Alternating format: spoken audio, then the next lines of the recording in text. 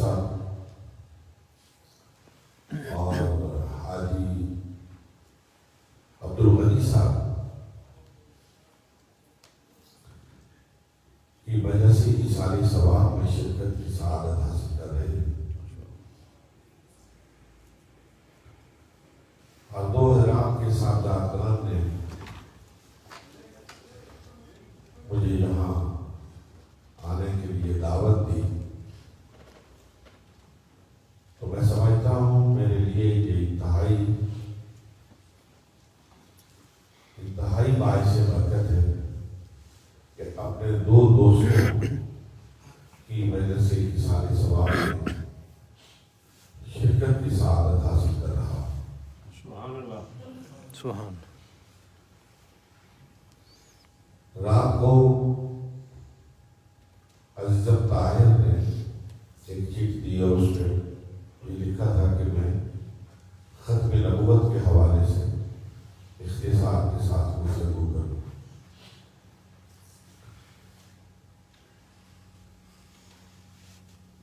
انتہائی اختصار کے ساتھ ختم نبوت کے حوالے سے چند گزارشات پیش کرنے سے پہلے حضرت علامہ نے میرے اور اپنے رشتے کا جس خوبصورتی کے ساتھ اظہار فرمایا ہے، تو میں بھی ماضی میں کہیں بہت دور چلا گیا۔ سبحان اللہ،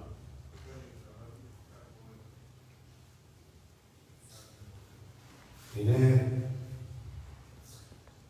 شرف نسبت حاصل ہے اور مجھے شرف تلامس حاصل ہے۔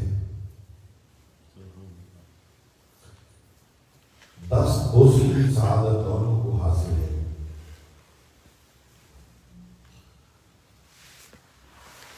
اور یقین کیجیے میں اس میں کوئی مبالغہ نہیں کر رہا کہ میرے پاس علمی حوالے سے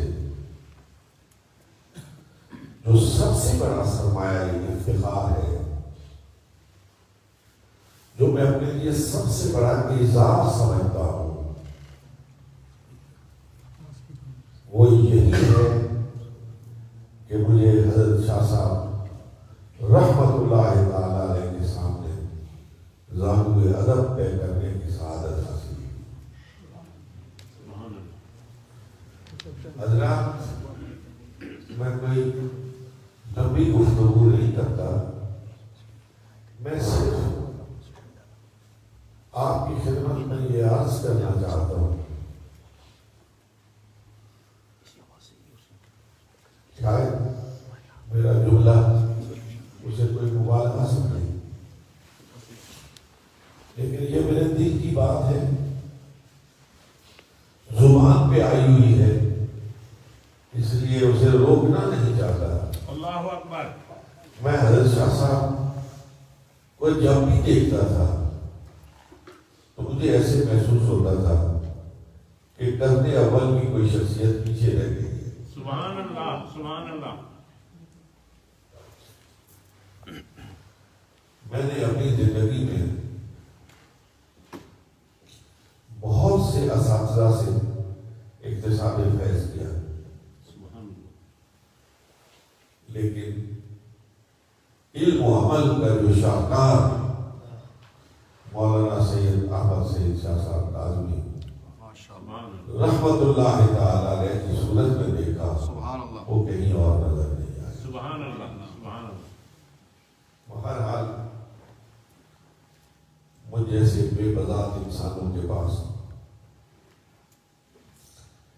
اس سے بڑا فخر و مباحات کا اثاثہ کیا ہو سکتا ہے کہ ہمیں ان کی مجلسوں میں بیٹھنے کا شرف حاصل ہوا، ان کے دروس سننے کا موقع ملا، ان کے پیچھے نمازیں پڑھنے کی سعادت حاصل ہوئی، اور میں وہ خوش قسمت شاگرد ہوں کہ جسے بارہا مختلف جگہوں کا سفر کرنا آپ کی معیت میں نصیب ہوا۔ اللہ تبارک و تعالیٰ ان کے مزار پر کروڑوں رحمتیں اور برکتیں نازل۔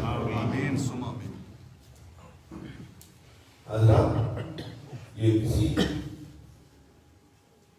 طویل تقریر کا موقع نہیں، نہ ہی میں اس وقت اس کا ارادہ رکھتا ہوں۔ مختصراً چند باتیں آپ کی خدمت میں عرض کرنا چاہتا ہوں۔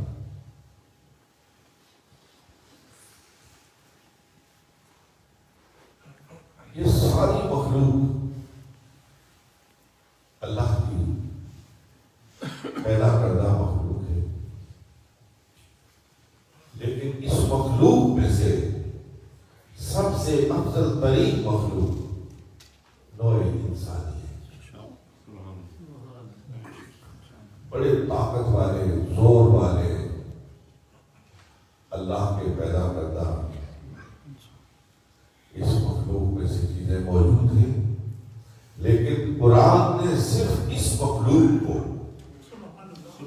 حضرت آدم کی اولاد کو، نوع انسانی کو فرمایا لقد خلقنا الانسان فی احسن تقویم۔ سبحان اللہ، سبحان اللہ، کہ اس انسان کو میں نے بہترین صورت میں پیدا کیا ہے۔ تو حضرات، اس بہترین صورت میں پیدا کیے جانے والے انسان کو اللہ رب العالمین نے بے لگام نہیں چھوڑا ہے، بے زمام نہیں چھوڑا ہے۔ نوع انسانی کا سلسلہ بعد میں شروع ہوا، لیکن اس کا آغاز معلم اول، اس انسانیت کو راہ مستقیم دکھانے والی ذات سب سے پہلے حضرت آدم علیہ السلام کی صورت میں آئی۔ سبحان اللہ، سبحان اللہ، گویا سلسلہ نوع انسانی بعد میں شروع ہوا، اس کی تعلیم اور تربیت کا اہتمام پہلے کر دیا گیا۔ اللہ اکبر۔ اور جو ذہنی انسانی ارتقا کرتا ہے، اس کی فکر، اس کی فہم، اس کی دانش، اس کی بینش آگے بڑھتی گئی، اللہ رب العالمین اپنے پیغمبروں کے ذریعے اور صحف کے ذریعے، کتابوں کے ذریعے اس کی رہبری اور رہنمائی کا سامان کرتا ہے۔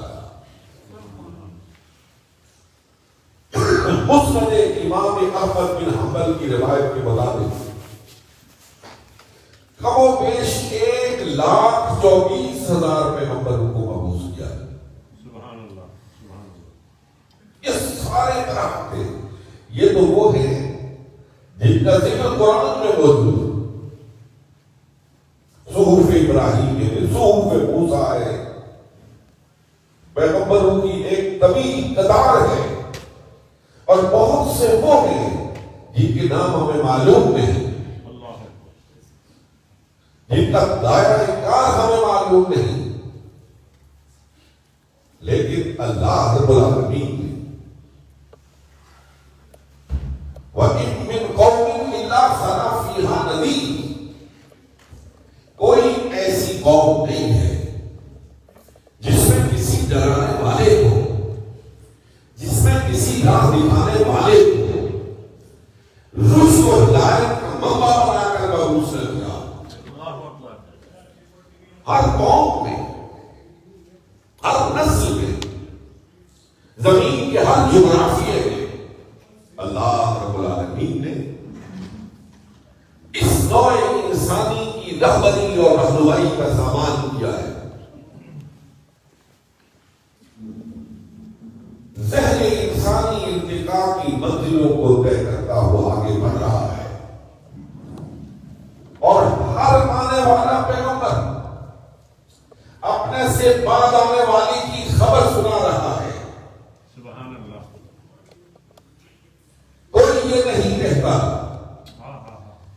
اب میرے بعد سلسلہ شروع کو ہدایت بند ہو گیا ہے. کوئی یہ نہیں کہتا کہ میں اس دنیا سے پردہ کروں گا تو وحی الہی کا سلسلہ بند ہو جائے گا. کوئی نہیں کہتا. ہر ایک یہ کہتا ہے کہ میرے بعد ایک اور آ رہا ہے. سبحان اللہ سبحان اللہ. وہ تمہاری رہبری اور رہنمائی کا فریضہ سر انجام دے گا.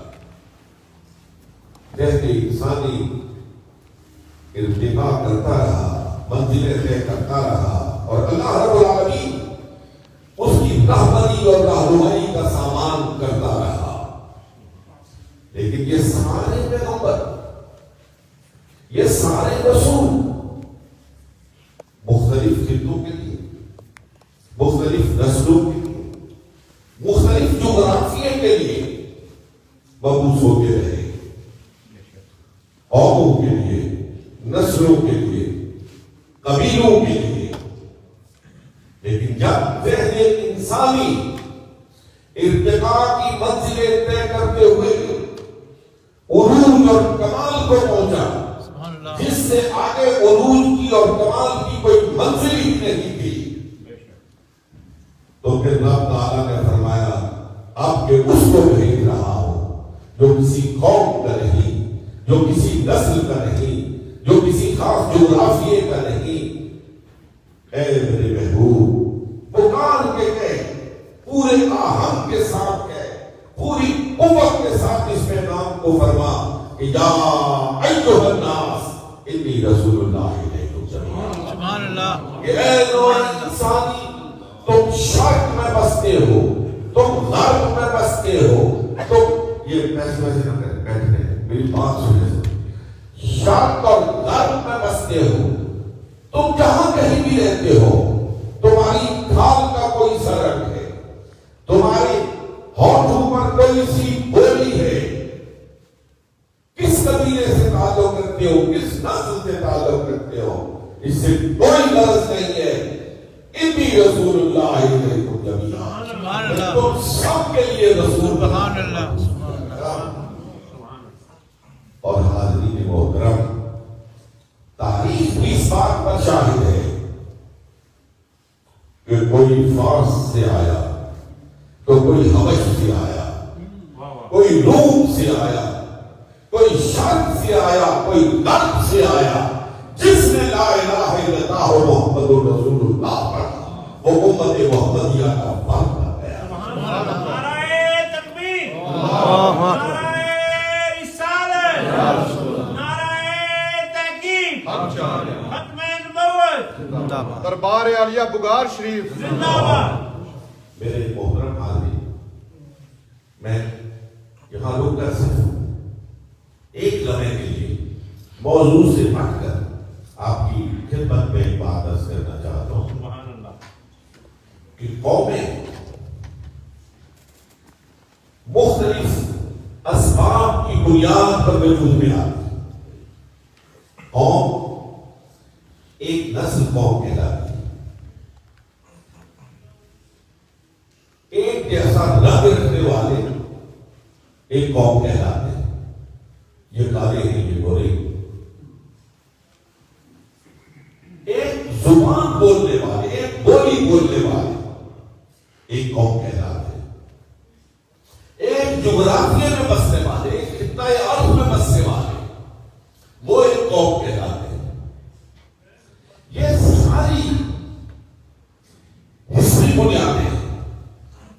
ان بنیادوں پر اقوام بالعموم وجود میں آتی ہیں. لیکن جس قوم کا محور نہ ہو، جس قوم کے علامہ ساتھ فرد ہے، جس قوم کے عام فرد ہے، اس میں نہ جغرافیے سے قوم بنتی ہے، نہ نسل سے قوم بنتی ہے، نہ زبان سے قوم بنتی ہے. اس کی کوئی حصی بنیاد نہیں ہے. میرے آقا و مولا جناب محمد رسول اللہ صلی اللہ علیہ وسلم نے فرمایا کہ لا الہ الا اللہ محمد رسول اللہ پڑھنے والا شرق میں بستا ہے یا غرب میں بستا ہے، وہ کالا ہے یا گورا ہے، وہ ہندی بولتا ہے، وہ عربی بولتا ہے، وہ چینی بولتا ہے، وہ اردو بولتا ہے، وہ کوئی سی بھی بولتا یوں بولتا ہے جب میرا کلمہ پڑھتا ہے تو وہ میری قوم کا بات ہے. سبحان اللہ. آج ہم اس سبق کو بھول چکے ہیں. آج بھی یہ سیاسی گفتگو کا موقع نہیں، مناسب بھی نہیں، لیکن میرے عزیزوں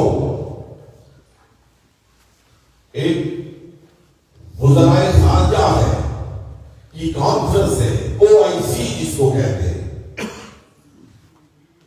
آرگنائزیشن آف اسلامک کانفرنس. وہ تمام عالم اسلام کے وزرائے خارجہ ہیں، لیکن پھر ہمیں چین نہ آیا. ہم نے ایک اور بنا لی جو صرف اردو کی وزرائے خارجہ ہے.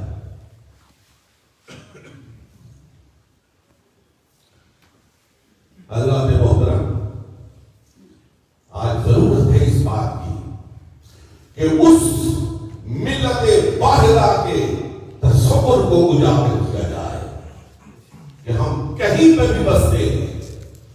برطانیہ میں رہنے والے مسلمان، برطانیہ میں رہنے والے مسلمان خاص طور پر اس فکر کو اجاگر کریں کہ یہاں مختلف آپ کے علاقوں سے آئے ہوئے لوگ ہیں. کیا یہاں بھی ہم مختلف خانوں میں تقسیم ہو کر اپنی وحدت کو مارا مارا نہیں کر رہے؟ اس فکر کو پروان چڑھائیے کہ قبائل اور نسل کی تمیز ہمارا تعارف ضرور ہے، لیکن ہم ایک ملت واحدہ کے ساتھ ہیں، سبحان اللہ. ایک قوم کے ساتھ ہیں. ہماری مثال ہمارے آقا و مولا جناب محمد رسول اللہ صلی اللہ علیہ وسلم ایک جسم واحد کی بھی ہے. جس طرح ایک جسم ہوتا ہے، اس کی پاؤں کی انگلی کو تکلیف ہو تو وہ تکلیف سر کے بال بھی محسوس کرتے ہیں. اسی طرح کسی مسلمان کو وہ کسی قبیلے سے ہو، کسی قوم سے تعلق رکھتا ہو، لیکن محمد رسول اللہ کا غلام ہو، اسے تکلیف پہنچے تو اس تکلیف کو ہر مسلمان کو محسوس کرنا چاہیے. انتہائی قابل احترام سامنے ہوتا ہے جب ذہن انسانی انتقام کی منزلیں طے کرتا ہوا باب عروج پہ پہنچا تو رب نے فرمایا میرے محبوب اب جس درے کا محراب اس درے کا تو نبی. سبحان اللہ. میرے محبوب جہاں جہاں کا محراب وہاں وہاں کا تو نبی. میرے محبوب میری نبوت کا سلسلہ لامتناہی، تیری نبوت کا سلسلہ لامتناہی. جہاں جہاں میرا نام ہوگا میرے محبوب وہاں وہاں تیرا نام ہوگا. سبحان اللہ. سبحان اللہ. اس لیے ہم سے جو تقاضا کیا گیا سورۃ البقرہ کا آغاز ہے، پہلی آیات ہے الف لام میم ذالک الکتاب لا ریب فیہ ھدی للمتقین الذین یؤمنون بالغیب ویقیمون الصلاۃ ومما رزقناہم ينفقون والذین یؤمنون بما انزل الیک. سبحان اللہ. متقین کی صفات میں سے ایک صفت کیا ہے؟ والذین یؤمنون بما انزل الیک. اے محمد عربی صلی اللہ علیہ وسلم، مومنین کی یہ صفت خاص ہے کہ وہ کتاب جو میں نے قلب مصطفیٰ پہ اتاری ہے اس کتاب پر وہ ایمان لاتے ہیں. اور وما انزل من قبلک، اور ان کتابوں پر ایمان لاتے ہیں جو آپ سے پہلے نازل ہوئی ہیں. سبحان اللہ. اللہ اکبر. جو آپ سے پہلے نازل ہوئی ہے. اگر بعد میں بھی کوئی نازل ہوتی تو قرآن اس کا بھی تذکرہ کرتا اور وما انزل من بعدک کا بھی ارشاد فرماتا کہ ان کتابوں پر بھی ایمان ہے جو آپ سے پہلے نازل ہوئی، اور ان کتابوں پر بھی ایمان ہے جو آپ کے بعد میں نازل ہوں گی. لیکن اللہ نے مومن کی یہ صفت بیان فرمائی کہ وہ آقا دو جہاں پر نازل ہونے والی کتاب پر ایمان رکھتا ہے اور آپ علیہ الصلوۃ والسلام سے پہلے جو کتابیں نازل کی گئی ان پر ایمان رکھتا ہے۔ حاضرین محترم، میرے آقا و مولا جناب محمد رسول اللہ صلی اللہ علیہ وآلہ وسلم خاتم النبیین ہیں۔ آپ کے بعد کوئی ذلی، کوئی بروری، کسی قسم کا کوئی نبی اگر کوئی تصور بھی کرتا ہے تو وہ دائرہ اسلام سے خارج ہو جاتا ہے۔ بے شک لیکن کسی اور بحث میں پڑے بغیر میں آپ کی توجہ اس جانب مبذول کرانا چاہتا ہوں کہ قرآن کے معنی اور مفہوم کو احسن طریق سے سب سے بہترین انداز سے سمجھنے والے صحابہ کرام ہیں۔ جس طرح صحابہ کی تفہیم ہوئی، آج کے دور کا کوئی شخص 1500 سال کے بعد کوئی ذہین فتیح یہ نہیں کہہ سکتا کہ جو ان کی سمجھ میں نہیں آیا وہ میں سمجھ گیا۔ وہ تو اولین مخاطب تھے، وہ تو محمد رسول اللہ کی بارگاہ میں براہ راست وحی سننے والے لوگ تھے، اور اس وحی کی تفسیر اور تشریح بھی محمد عربی کی زبان سے سماعت فرماتے تھے۔ جس وقت مسیلمہ کذاب نے دعوی نبوت کیا اور حضرت سیدنا صدیق اکبر نے اس کے خلاف لشکر کشی کا حکم ارسال فرمایا، تو صحابہ کرام نے عرض کیا کہ اے امیر المومنین، یہ حضور کے فوراً بعد کی جو کیفیت ہے، مسلمان بے چینی کی حالت میں ہے، ارتداد بھی شروع ہو گیا ہے، ایسے موقع پر آپ اپنے اس لشکر کو روک دیجئے۔ تو ختم نبوت ایک اسلام کا وہ بنیادی عقیدہ تھا جس کے لیے سیدنا صدیق اکبر نے وہ سفر کا ساتھی، سبحان اللہ، وہ حضرت کا ساتھی، وہ محمد رسول اللہ کی قبر کا ساتھی سیدنا صدیق اکبر نے فرمایا میں بھیجوں گا اس لشکر کو، اس حالت میں بھی بھیجوں گا کہ میں مدینے میں اکیلا رہ جاؤں، اللہ اکبر، اور جنگلوں کے بھیجے آئیں مجھے کھا جائیں، لیکن اس کے باوجود یہ لشکر جا کے رہے گا۔ سبحان اللہ، اس لیے کہ وہ سمجھتے تھے کہ اگر ختم نبوت پر کوئی آنچ آئی اور اس عقیدے میں نقب لگانے میں کوئی کامیاب ہو گیا تو ہمارا سارا نظام دین درہم سے نیچے آ جائے گا۔ ختم نبوت کا مطلب کیا ہے؟ صرف یہ نہیں کہ نبی نہیں آئے گا، اس کے ساتھ جو متعلقات ہیں ان میں سے سب سے بڑی بات یہ ہے کہ اب وحی الہی کا آنا بند ہو گیا ہے، اب وحی نہیں آ سکتی۔ اليوم اکملت لکم دینکم واتممت علیکم نعمتی ورضیت لکم الاسلام دینا۔ اللہ کی نعمتیں اپنے اتمام اور اتمام کو پہنچ چکی ہیں اور یہ دین مکمل ہو چکا ہے۔ اور ایک بات کیا ہے کہ دین جب میں کہتا ہوں تو یہ دین وہ دین ہے جو حضرت آدم سے شروع ہوا ہے اور مختلف ادوار کا سفر طے کرتا ہوا محمد عربی کی بارگاہ میں پہنچا ہے، اور محمد عربی صلی اللہ علیہ وسلم نے اس کو مکمل فرما دیا ہے۔ اليوم اکملت لکم دینکم۔ اگر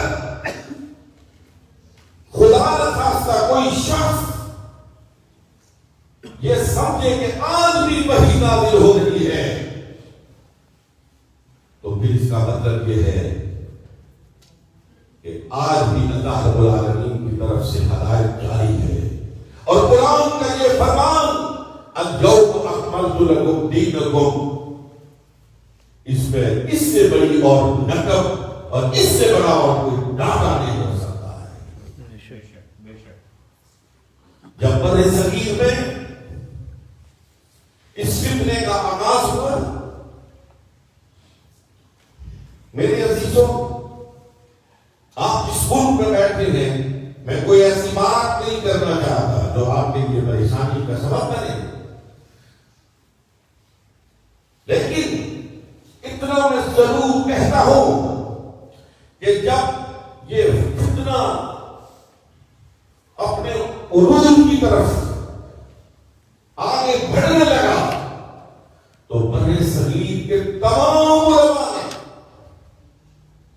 ان کا تعلق دیوبندیوں سے تھا، بریلویوں سے تھا، اہل حدیثوں سے تھا، شیعہ مسلک سے تھا، سب نے بالاتفاق ایک پلیٹ فارم پر کھڑے ہو کے کہا کہ ختم نبوت زندہ باد، ختم نبوت زندہ باد، کہ ہم سب مل کر حضور علیہ الصلوۃ والسلام کی ختم نبوت کا دفاع کریں گے انشاءاللہ۔ اس وقت آپ کے لیے یہ باعث مبارک ہے، میرے لیے باعث مبارک ہے، پاکستان کے ہر باشندے کے لیے نہیں، پورے بر صغیر کے لیے لائق مبارکباد ہے کہ اس وقت اس سارے قافلے کا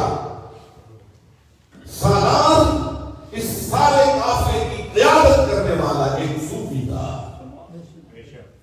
گورنر شریف کی سرزمین سے تعلق رکھنے والی وہ ابتلی شخصیت حضرت پیر پیر علی شاہ رحمۃ اللہ تعالی علیہ۔ سبحان اللہ۔ اور میں نے گورنر شریف میں بھی کہا تھا کہ سننے والے کام سن رہے ہیں کہ آج بھی مارگلا کی کہانیوں سے پیر پیر علی شاہ کی آواز کی صدائے تک سنائی دے رہی ہے، بے شک پورے آہنگ کے ساتھ کرے، اور ان کو یہ اعزاز حاصل ہوا کہ جب وہ ٹرین پر گورنر شریف سے لاہور پہنچے تو لاہور کے اسٹیشن پر تمام مکاتب فکر کے علماء ہاتھوں میں ہار لیے ہوئے پیر صاحب کے استقبال کے لیے موجود ہوئے۔ اور اگلی بات میں آپ سے کہوں، آپ جھوم جائیں گے کہ جس وقت اور باتوں کے علاوہ قیامت کی بات شروع ہوئی، تحریک کے ذریعے تبادلہ ہو رہا تھا، مرزا صاحب کی طرف سے آیا کہ میز پر ہم قلم اور کاغذ رکھتے ہیں۔ پہلے یہ انہوں نے دعویٰ کیا کہ آپ بھی عربی میں تفسیر لکھیں، میں بھی لکھتا ہوں، جس کی تفصیل زیادہ قوت والی ہوگی وہ جیت جائے گا۔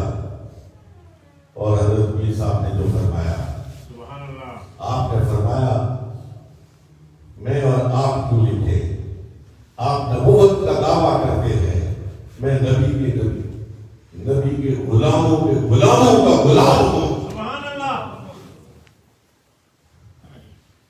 آپ بھی قلم رکھے، میں بھی قلم رکھتا ہوں، آپ بھی کاغذ رکھے، میں بھی کاغذ رکھتا ہوں۔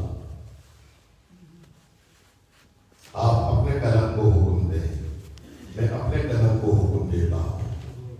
جس کا قلم لکھے گا اس کا حکم مانے گا، وہی سچا ہوگا۔ بعد میں حضرت پیر صاحب رحمت اللہ تعالی علیہ سے پوچھا گیا کہ حضرت آپ نے یہ جو دعویٰ فرما دیا تھا، اگر وہ اس کے لیے تیار ہو جاتا پھر کیا ہوگا؟ اللہ اکبر۔ تو شیخ مکرم نے ارشاد فرمایا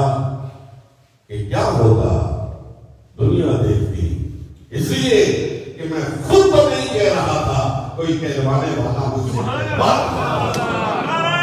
تکبیر، نعرہ رسالت، عقیدہ ختم نبوت، ماشاءاللہ جناب قبلہ پیر صاحب، احمد ندیم قاسمی کا ایک یہ لمبی نظم ہے،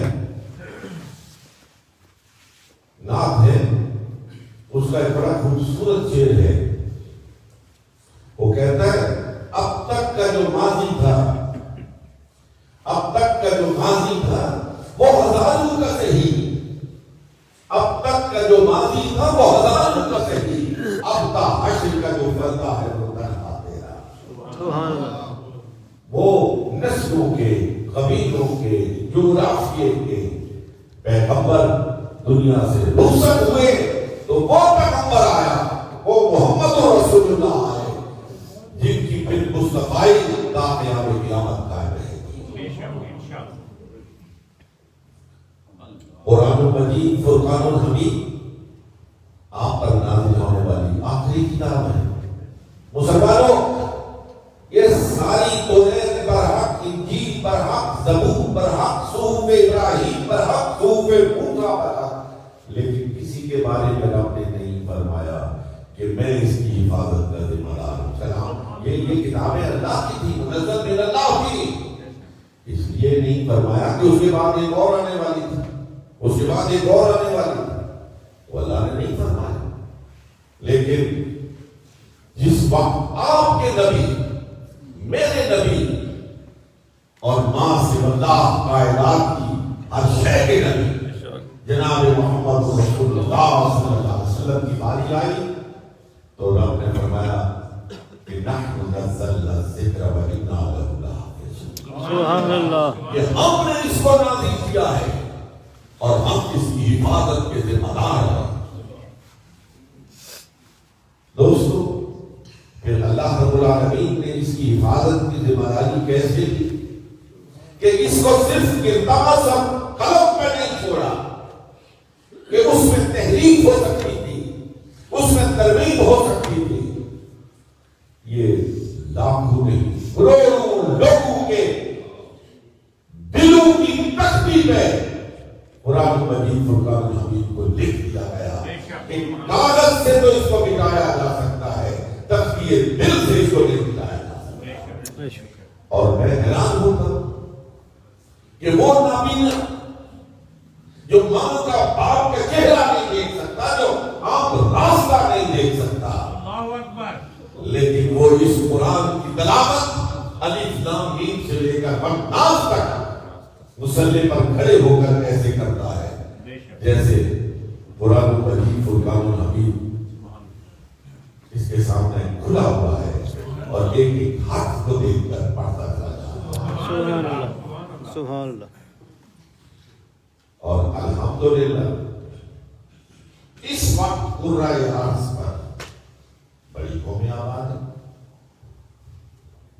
آپ سے قریب ترین اور آپ جس ملک میں رہ رہی ہیں یہ عددی اعتبار میں سب سے زیادہ ہے اور دنیا پر ان کا سکہ بھی چلتا ہے. لیکن کوئی بڑے سے بڑا پادری،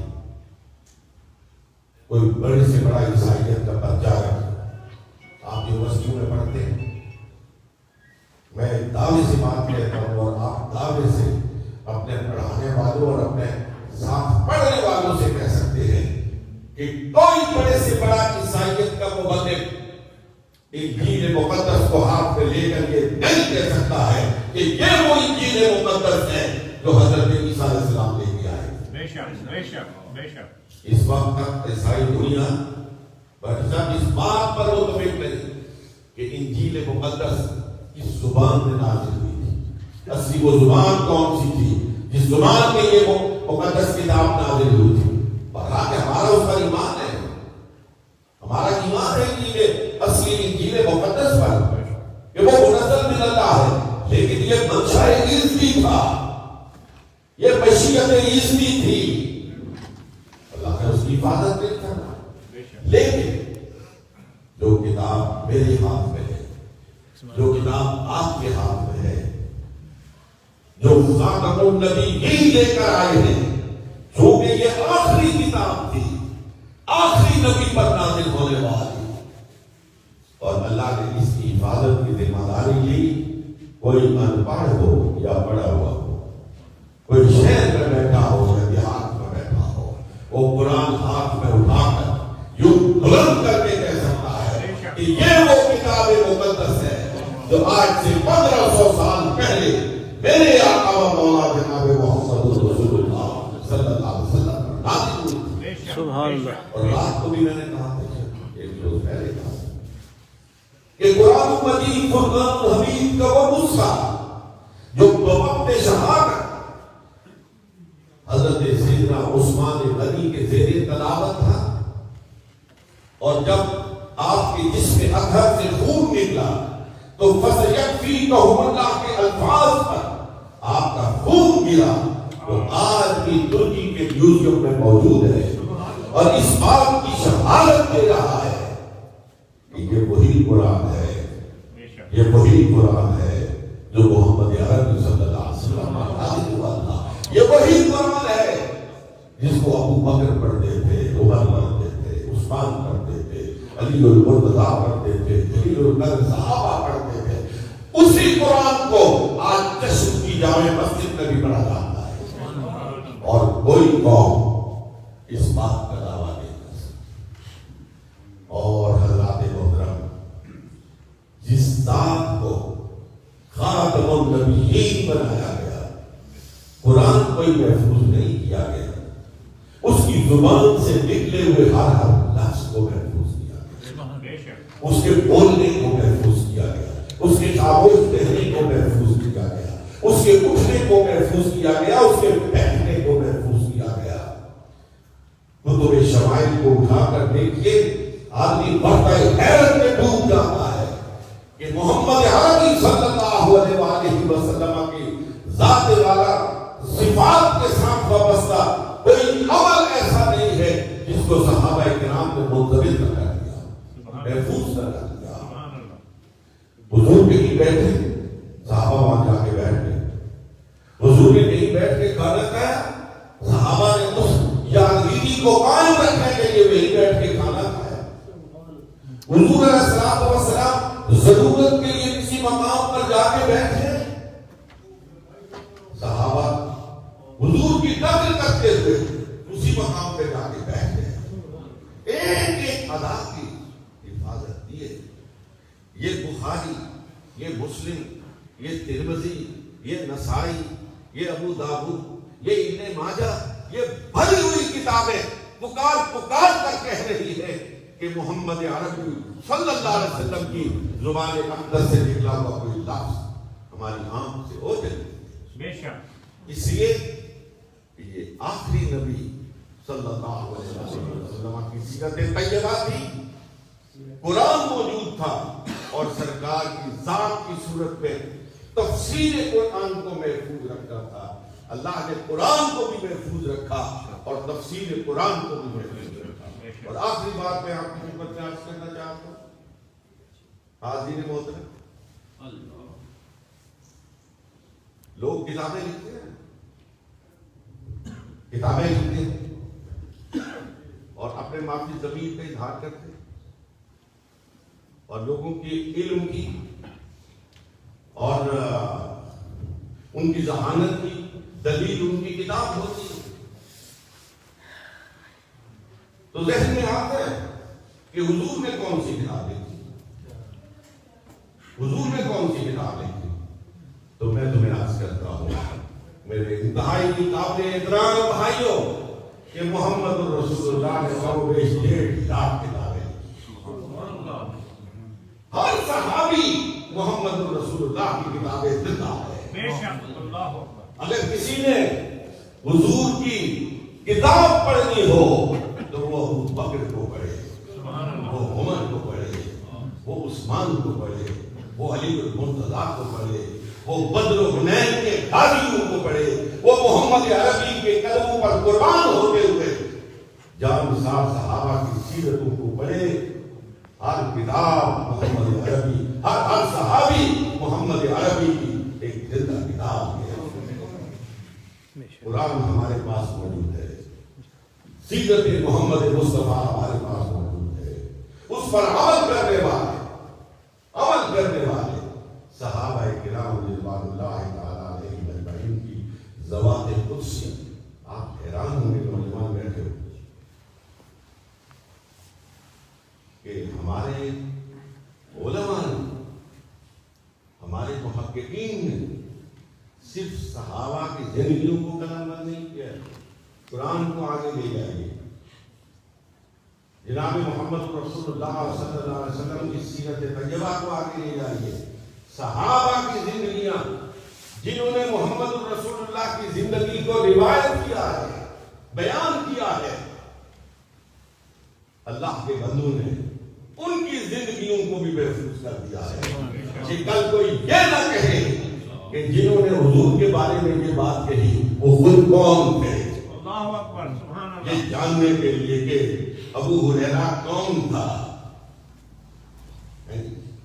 ابو بکر اور عمر اور عثمان اور علی کون تھے، وہ جلیل القدر صحابہ جو محمد رسول اللہ کی زندگی کو روایت کرنے والے ہیں، یہ عبداللہ ابن عمر کون تھے، یہ عبداللہ ابن عباس کون تھے، یہ ان کی زندگی کیسے گزری، کبھی انہوں نے جھوٹ تو نہیں بولا، کبھی راہ راست سے بھٹکے تو نہیں، ایک ایک کی زندگی کو محفوظ کر دیا گیا ہے تاکہ کوئی یہ انگلی نہ اٹھا سکے کہ جس نے محمد عربی کی سیرت کو بتایا ہے اس کی اپنی سیرت تو یہ تھی۔ الحمدللہ قرآن موجود، صاحب قرآن کی سیرت موجود، صاحب قرآن کی سیرت کو بیان کرنے والے صحابہ کرام کی سیرتیں موجود، اب ضرورت عمل کی ہے۔ اللہ رب العالمین مجھے اور آپ کو عمل